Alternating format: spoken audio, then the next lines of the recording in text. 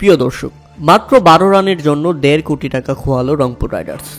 আপনি যদি 1.5 কোটিকে 12 রান দিয়ে ভাগ করেন তাহলে টিম ডেভিড, আন্ডার রাসেল এবং জেমস ভিন্সের 1 রানের দাম পড়ে প্রায় 12 লাখ টাকা।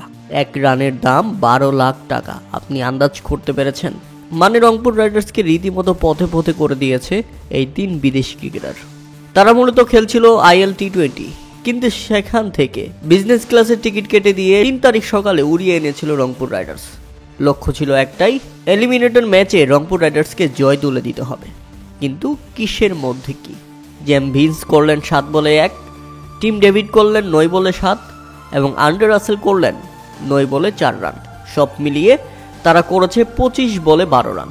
তাতে রংপুর রাইডার্স অল আউট হয়ে গেছে মাত্র 85 রানের মধ্যেই। খুলনা টাইগার্সের বিপক্ষে বিপিএল এর এলিমিনেটর ম্যাচে রংপুর রাইডার্সের উড়িয়ে আনা 3 বিদেশি, যাদেরকে দেয়া হয়েছিল $1 লাখ বেশি, যা বাংলা টাকায় প্রায় 1.5 কোটি টাকা, কিন্তু ফলাফল শূন্য। তাই তো রংপুরের হাতে হারিকেন, ফাইনালে বরিশাল। দ্বিতীয় কোয়ালিফাই ম্যাচে মুখোমুখি হবে Chittagong Kings versus Khulna Tigers. এখন দেখার বিষয় এই দুই দলের মধ্যে কে যায় শেষ পর্যন্ত ফাইনালে।